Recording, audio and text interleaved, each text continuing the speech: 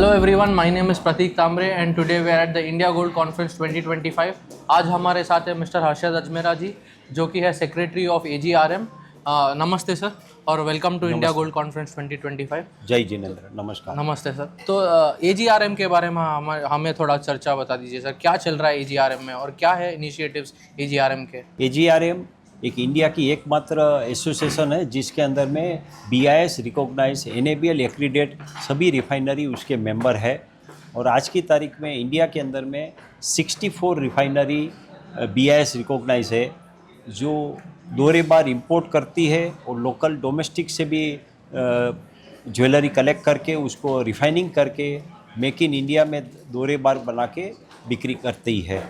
Total हमारी सभी refinery की मिल के कैपेसिटी 1500 टन सालाना है और हम 200 टन दोहरे बार इंपोर्ट करके बनाते हैं और 300 टन माल हम लोकल ज्वेलरी को लेके उसको रिफाइन करके उसका बार बनाते हैं। टोटल हमारी 500 टन की कैपेसिटी है जो हम हॉलमार्क करके ट्रेसेबिलिटी के साथ में हम उसको लोकल में सेल करते हैं। अभी आपने बताया कि हमारा टोटल रिफाइनिंग कैपेसिटी 1500 टन है सर, और हम सिर्फ अभी 500 टन ही रिफाइन करते हैं, तो वो कैसे बढ़ाया जाएगा और क्या इनिशिएटिव्स है AGRM के ये रिफाइनिंग कैपेसिटी बढ़ाने के लिए सर? जी, आपने सही पूछा है। आज की तारीख में इंडिया की हमारी कैपेसिटी रिफाइनरी की जो है 100%, उसका हम 30% ही यूटिलाइज़ कर पा रहे हैं, बाकी को हम यूटिलाइज़ कर नहीं पा रहे हैं। हम चाहते हैं, हम AGRM चाहते हैं कि उसको हम 100% यूटिलाइज़ करें। कोई भी इंपोर्ट गोल्ड बार का हमको करना ना पड़े, सब माल लोकल से ही हमारा प्रोडक्शन हो। प्राइम मिनिस्टर जी भी बार बार हमको बताते हैं कि मेक इन इंडिया में आत्मनिर्भर होइए, तो उसके लिए हम गवर्नमेंट से चाहते हैं और लोकल एसोसिएशन और गवर्नमेंट से हम चाहते हैं कि हमको सपोर्ट करें और कुछ कंडीशन जो 10 साल पहले की सिचुएशन के हिसाब से बनाई गई थी उसमें बदलाव लाया जावे। नंबर 1, कस्टम कंडीशन 50 की 2017 की जो बनी हुई है, धारा नंबर 40 की ABC के अंदर में उसको बदलाव लाना चाहिए। सबसे पहले मेक इन जिस कंट्री में दोहरे बार मैन्युफैक्चरिंग होता है वहाँ से उसको एक्सपोर्ट करने का कंडीशन है। जहाँ से हम इंपोर्ट करें वो उसी कंट्री से करने का परमिशन है। हम उसमें बदलाव चाहता है, वो कंडीशन नहीं रहनी चाहिए। उसके बदले थर्ड कंट्री से भी हम इंपोर्ट कर सके। हमारा एग्जांपल है, जैसे UAE के अंदर में हैंड कैरी करके दोहरे बार लोग लाते हैं, अफ्रीका से, लैटिन अमेरिका से लेके आते हैं, उधर में उसको टेस्टिंग कराते हैं और पेमेंट लेके इमीडिएटली वो लोग चले जाते हैं। तो ये सब दोहरे बार UAE में आता है, तो वो दोहरे बार को भी हम इंडिया में डाइवर्ट करना चाहते हैं। यदि हमको गवर्नमेंट परमिशन ओरिजिन कंट्री का छोड़ के हम थर्ड कंट्री से भी हम इंपोर्ट करने की परमिशन मिले तो हम ये दोहरे बार को भी इंडिया में डाइवर्ट कर सकते हैं। और हम चाहते हैं कि स्क्रैप गोल्ड को भी इंडिया में लाने का परमिशन मिले ताकि हमारा रिफाइनरी उद्योग हम आगे बढ़ा सके। और धारा नंबर 40 की A के अंदर में और भी एक है, मिनिमम 5 किलो लाने का कंडीशन है, उसको बदलाव करके मिनिमम 2 किलो की हमको परमिशन मिलनी चाहिए, क्योंकि गोल्ड का दाम इतना बढ़ गया है और छोटे रिफाइनरी एक साथ में 5 किलो माल जमा करने के लिए 3 महीना 4 महीना का इंतज़ार करना पड़ता है। वो माल को एग्रीगेटर को सेल कर देता है, तो उस माल को हम ला नहीं पा रहे हैं। तो ये हमारा सोर्सेस बढ़ जाएगा, तो उसको ये कंडीशन में बदलाव लाना चाहिए। और 40 की B और C के अंदर में गवर्नमेंट ने कंडीशन रखी है कि जो हम दोहरे बार लाते हैं उसका पैकिंग लिस्ट और ऐसे सर्टिफिकेट माइनिंग कंपनी का ही होना चाहिए। तो उसके बदले उसके साथ में माइनिंग कंपनी के साथ में एग्रीगेटर का भी और एक्सपोर्टर का भी यदि सर्टिफिकेट हम अलाउ करें, उससे इंडिया को कोई फर्क नहीं पड़ने वाला है। क्योंकि एग्रीगेटर क्या रहता है कि छोटे छोटे माइनिंग कंपनी से माल कलेक्ट करके वो हमको यहाँ भेजते हैं। एक्सपोर्टर भी लोकल में रजिस्ट्रेशन रहता है और वो हमको यहाँ पे भेजता है, तो उसका सर्टिफिकेट भी मान्य किया जावे। यदि ये दोनों कंडीशन हमारी ऊपर वाली जो तीनों कंडीशन को चेंज करते हैं तो गवर्नमेंट को कोई भी फाइनेंशियली नुकसान नहीं होता है और हमारा सोर्स बढ़ जाएगा। और एक तो कंडीशन, इम्पोर्टेंट कंडीशन है कि ड्यूटी जी, कस्टम ड्यूटी, जो आज की तारीख में 6% कस्टम ड्यूटी है सिल्वर और गोल्ड के ऊपर में, जबकि हम सेफा के अंदर में या दूसरा TT जहाँ भी करते हैं वहाँ पे 5% में गोल्ड और सिल्वर का अलाउ करके रखा हुआ है। तो ये 6% का बदले 5% में आता है। तो 5% में आज फिनिश बार आता है और हमारा रॉ मटेरियल हमको 5.35 में आता है।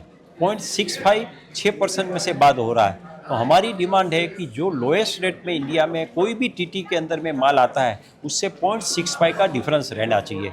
तो जो 5% में यदि हमारा फिनिश बार टीटी में आता है सेफा के अंदर में, तो उसका हमको 0.65 लेस करके 4.35 यदि आता है तभी तो हम यहाँ पे मैन्युफैक्चरिंग कर पाएंगे। तो ये कंडीशन यदि गवर्नमेंट बदलाव कर देती है तो 100% हम 3 साल के अंदर में पूरा माल इंडिया में मेक इन इंडिया में बनाएंगे और 100% उसका रॉयल्टी पेमेंट करेंगे और ट्रेसेबिलिटी के साथ में हम बिक्री कर सकते हैं। ये पूरी कैपेसिटी हम लोग के पास में हाजिर है आज की तारीख में। हमारा डोरे बार इम्पोर्ट जो कि बहुत घटते जा रहा है रिसेंट टाइम्स में, क्या कर सकते हैं हम लोग डोरे बार इम्पोर्ट ज़्यादा करने के लिए? आज की तारीख में अभी तक 6 महीना के अंदर में 71 टन 71 टन खाली इंपोर्ट हुआ है। जो 200-250 टन यदि हमारा सालाना इंपोर्ट होता है, 6 महीना में 71 टन ही हुआ है। देखिए बाकी सब लूप होल अभी बंद हो गया है तो उसके लिए हम गवर्नमेंट का आभारी है। लेकिन बाकी जो अभी कंडीशन आप लोग को बताई है वो कंडीशन में यदि सुधार लाते हैं तो दोहरे बार पूरा दोहरे बार इधर में आएगा और हम लोग पूरा रिफाइनिंग करके यहाँ की इंडस्ट्री को हम आगे ले जाएगा और 100% मेक इन इंडिया माल बना सकेंगे। आपने बताया कि हमारे हाउस होल्ड गोल्ड जो है हमारा ऑलमोस्ट 25 to 30,000 टन है और वो मार्केट में नहीं आ रहा है और हमारे पास लिक्विडिटी नहीं है, इसीलिए हमारा गोल्ड बार इम्पोर्ट्स भी बढ़ते जा रहा है हर साल।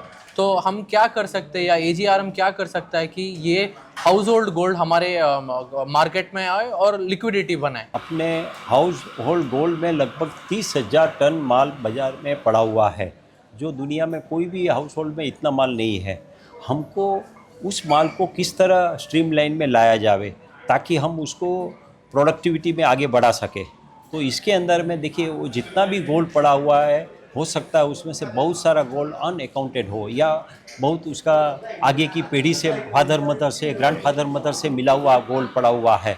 तो उस गोल्ड के लिए गवर्नमेंट को एक तो स्कीम लानी चाहिए जिसके अंदर में गवर्नमेंट एक तो टाइम डिक्लेयर करे कि 6 महीना बाद 3 महीना बाद उस गोल्ड को RBI में जमा कर सके और उस दिन का रेट से उसको पेमेंट 6 साल के बाद में मिले। 6 साल उसलिए मैंने बताया कि 30% जो अपना इनकम टैक्स है हर साल 5% उसको इंटरेस्ट मिलेगा, वो 5% इनकम टैक्स में जमा कर लेवे तो टोटल उसको 30% इंटरेस्ट इनकम टैक्स के हिसाब से जो इंटरेस्ट की अमाउंट मिल जाएगी उसके बाद 6 साल के बाद में उसका पेमेंट किया जावे। लेकिन ये 20% भी माल यदि घर से निकलेगा तो अपने पास में करीब समझिए कि 5,000 टन से 6,000 टन माल अपना घर में आ जाएगा इंडिया गवर्नमेंट के पास में। जो आज की तारीख में इंडिया गवर्नमेंट के पास में 800 टन का रिज़र्व है, वो 5,800 टन का रिज़र्व हो सकता है और 6 साल के बाद उसका पैसा किस तरह दिया जावे, क्योंकि गवर्नमेंट के पास में तो गोल्ड है, वो गोल्ड का अगेंस्ट में करेंसी छाप के उसको पेमेंट कर सकता है, उसमें कोई फ़र्क नहीं पड़ेगा।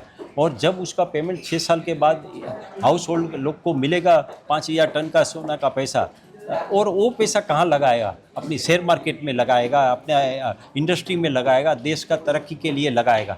तो मतलब देखिए कि इंडिया गवर्नमेंट के पास में पहले दिन से ही 6 महीना के बाद जब ये स्कीम चालू करे उसके बाद ही रिज़र्व 800 टन से बढ़ के यदि 20% आता है तो 5,800 टन का रिज़र्व हो सकता है और देश का तरक्की होगा। जो आज की तारीख में जो सोना पड़ा है कोई प्रोडक्टिविटी में काम नहीं आ रहा है, वो घर से बाहर निकलेगा, वो माल जमा होगा।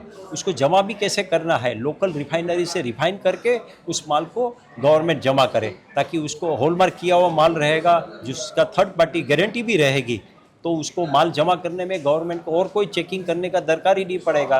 और हॉलमार्क किया हुआ माल है, ट्रेसेबिलिटी के साथ में माल जो रहेगा रिफाइन किया हुआ, और वो माल सीधा जमा कर सकता है। इसी तरीके से गवर्नमेंट के पास में 5,000 टन सोना भी आ जाएगा और भविष्य में वो सोना इंपोर्ट न करके वो सोना लोकल में भी सेल करके इंपोर्ट को अटका सकती है। तो दोनों फ़ायदा होगा, रिजर्व भी बढ़ जाएगा और इंपोर्ट नहीं करना पड़ेगा, और घर का जो अभी तिजोरी में और लॉकर में जो पड़ा सोना है हाउस होल्ड में, वो सोना बाहर निकलेगा। Yes sir, thank you Arshad ji, once again thank you so much. धन्यवाद।